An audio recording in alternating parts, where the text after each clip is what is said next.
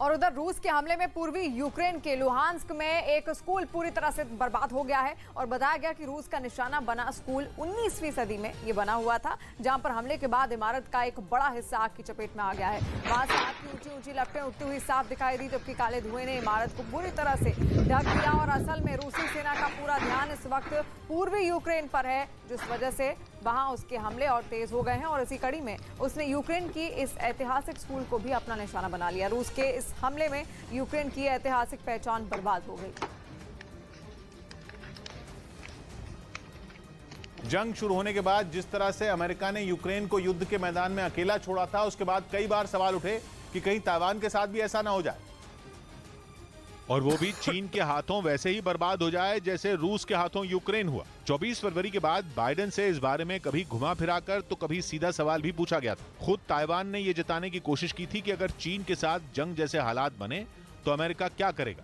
यही नहीं, अब तो ताइवान अमेरिका से उखड़ा उखड़ा नजर भी आने लगा है। अल अरबिया न्यूज नाम की वेबसाइट ने लिखा कि ताइवान अमेरिका को छोड़कर हथियारों का दूसरा सप्लायर ढूंढ रहा है, क्योंकि अमेरिका ने उससे कहा है कि ज्यादा डिमांड की वजह से वो उसे होवित्जर तोपें समय पर नहीं दे पाएगा। अमेरिका ये डिलीवरी 2023 तक करने वाला था, लेकिन अब वो 2026 तक का समय मांग रहा है, मतलब 3 साल का वक्त। जबकि मौजूदा हालात में ताइवान कोई सुरक्षा से समझौते का रिस्क नहीं लेना चाहता और इसीलिए वो दूसरे सप्लायर की तलाश में जुट चुका है। यूक्रेन जंग के बाद वो ये समझ चुका है कि उसे युद्ध खुद के बलबूते पर लड़ना होगा, इसीलिए वो अपने हथियारों की खेप बढ़ा रहा है, क्योंकि चीन ताइवान को परेशान करने का, वहां घुसपैठ करने का एक भी मौका हाथ से जाने नहीं देना चाहता। और खबर है कि एक बार फिर उसके लड़ाकू विमान ताइवान के एयर स्पेस में घुस गए। ताइवान की मीडिया ने दावा किया कि 30 अप्रैल को सुबह करीब 9 बजे चीन के 2 फाइटर प्लेन उसकी सीमा में घुसे। इसके बाद ताइवान ने भी जवाब दिया और अपने लड़ाकू विमान आसमान में छोड़ दिए, जिसके बाद चीन के लड़ाकू विमान वापस चले गए। ताइवान का कहना है कि पिछले 78 दिनों में चीन के करीब 350 विमानों ने ताइवान की एयर स्पेस में घुसपैठ की। यूक्रेन के बोरोद्यांका में रूस की बमबारी के बाद शहर के ज्यादातर इलाके खंडहर में तब्दील हो गए। हमले के बाद की कुछ तस्वीरें भी सामने आईं, जिसमें कई इमारतें पूरी तरह बर्बाद नजर आईं। रूस के हमले कितने जोरदार रहे होंगे, इसका अंदाजा टूटी बिल्डिंगों को देखकर लगाया जा सकता है। कई इमारतें तो बमबारी के बाद जली दिखी और शहर के कुछ हिस्सों में सन्नाटा पसरा नजर आया। वहीं रूसी हमले के डर से बोरोद्यांका के कई लोग अपने घरों को छोड़ते दिखाई दिए। सामान एक एक करके घर से बाहर निकाल कर कहीं और रहने की अब जो व्यवस्था है वो की जा रही है। यही नहीं, जो लोग शहर में फंसे हैं उन्हें खाने पीने की चीजों के लिए तरसना पड़ रहा है। हालात ऐसे हैं कि राहत सामग्री भी अब कम पड़ने लगी है। सामने आई तस्वीरों में मदद पाने के लिए लोगों की लंबी कतार दिखाई दी। सभी अपनी बारी का इंतजार करते नजर आए। बताया गया कि बोरोद्यांका के अलावा दूसरे शहरों के लोग अब यूक्रेन में मदद पहुंचाने का काम कर रहे हैं। और इंदौर के एक पेट्रोल पंप पर बड़ा हादसा टल गया।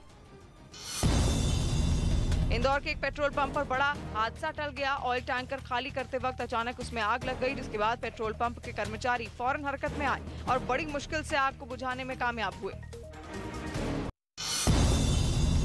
उत्तर प्रदेश के मुख्यमंत्री योगी आदित्यनाथ राज्यपाल आनंदीबेन पटेल से मिलने राजभवन पहुंचे। शिष्टाचार मुलाकात में सीएम योगी ने राज्यपाल को जय सोमनाथ नामक पुस्तक भेंट की। यूपी के पीलीभीत में 3 नाबालिग लड़कों की नदी में डूबने से मौत हो गई। तीनों लड़के भैंस को नहलाने के लिए अप्सरा नदी लेकर गए थे। हादसे के बाद मौके पर पहुंची पुलिस ने गोताखोरों की टीम बुलाई, जिसके बाद नदी में शवों को ढूंढने का काम शुरू किया गया।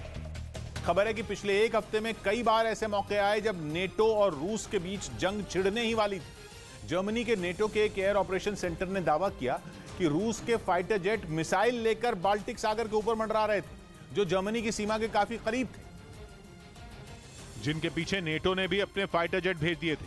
खबर है कि ऐसा एक बार नहीं हुआ बल्कि कई बार हुआ। 26 अप्रैल के बाद से रूस के फाइटर जेट बाल्टिक सागर और काला सागर में कई बार मंडराने की खबर आई। कोई भी फाइटर जेट जब हवा में होता है तो उसके ट्रांसपॉन्डर को आसपास के रडार सिस्टम पकड़ लेते हैं। ट्रांसपॉन्डर के जरिए फाइटर जेट से जुड़ी जानकारी मिल जाती है, लेकिन अगर ऐसी जानकारी छुपा कर रखनी हो तो वायुसेना अपने फाइटर जेट का ट्रांसपॉन्डर बंद भी कर सकती है। नेटो ने दावा किया कि रूस की फौज के फाइटर अपने ट्रांसपॉन्डर बंद करके ही बाल्टिक और काला सागर में उड़ान भर रहे थे। उनके उड़ान भरने का मकसद क्या था, यह अब तक साफ नहीं है। लेकिन नेटो के जर्मनी के कंबाइंड एयर ऑपरेशन सेंटर ने रूस के फाइटर जेट ट्रैक कर लिए।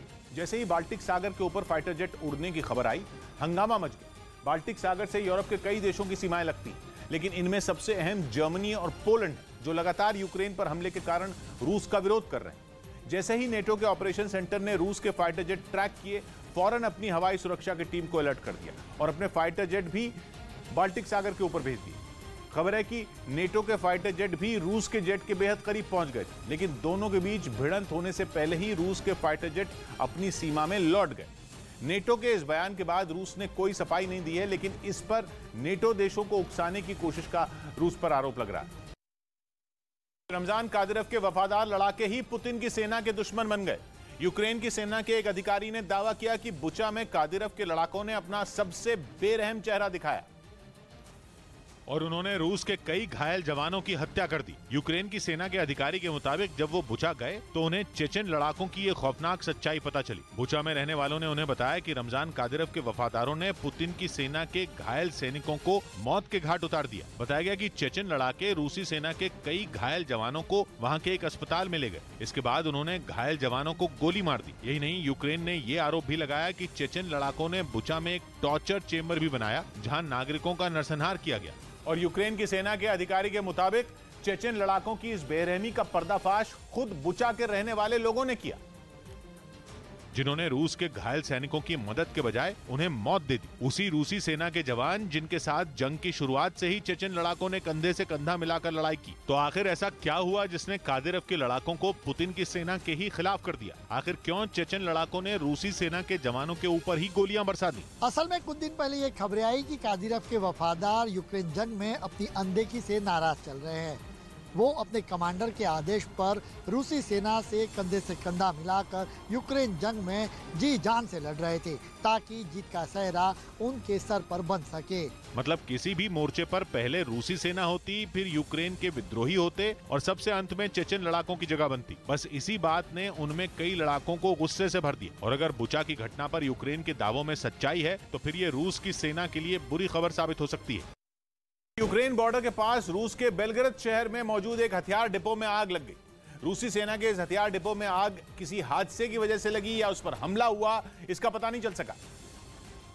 लेकिन आग की वजह से बेलग्रेद में मौजूद यह हथियार डिपो जलकर पूरी तरह राख हो गया। जो वीडियो सामने आया उसमें हथियारों का गोदाम आग की भीषण लपटों में घिरा दिखाई दिया। वहां लगी आग इतनी भयानक थी कि उसकी लपटें कई किलोमीटर दूर से भी साफ दिखाई पड़ रही थी, जबकि उससे निकलने वाले धुएं का गुबार पूरे इलाके में फैलता नजर आया। जैसे जैसे वक्त बीतता गया, हथियार डिपो में लगी आग और भी भयानक होती चली गई।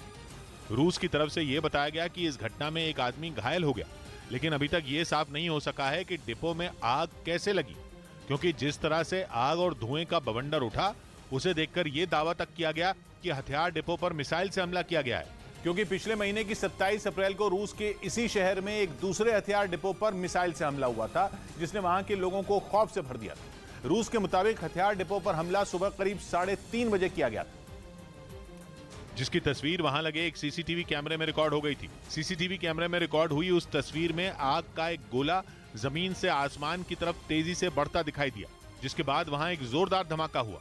बताया गया कि इस हमले में रूस का हथियार डिपो पूरी तरह तबाह हो गया था। इसके बाद रूस ने आरोप लगाया कि मिसाइल से किए गए इस हमले के पीछे यूक्रेन है। और अगर रूस के लगाए इन आरोपों पर यकीन किया जाए तो यूक्रेन अब रूस की सीमा के अंदर अपने ड्रोन भेजकर उसके अहम ठिकानों को निशाना बना रहा है, क्योंकि पिछले एक महीने से रूस के तेल और हथियार डिपो पर बार बार हमले हो रहे हैं। एक महीने के भीतर रूस के अहम ठिकानों पर हमले की ये छठी घटना बताई गई। अभी कुछ रोज पहले वहां के ब्रांड शहर में 2 तेल डिपो को तबाह कर दिया गया। पिछले महीने की शुरुआत में ही बेलग्रेद में एक हथियार और एक तेल डिपो को नष्ट किया जा चुका है। इन हमलों के लिए रूस यूक्रेन को जिम्मेवार ठहरा रहा है। उसके मुताबिक जिस तरह से यूक्रेन की सीमा के पास के रूसी इलाकों को निशाना बनाया जा रहा है, उसके लिए कीव में बैठकर ही रणनीति बनाई जा रही है।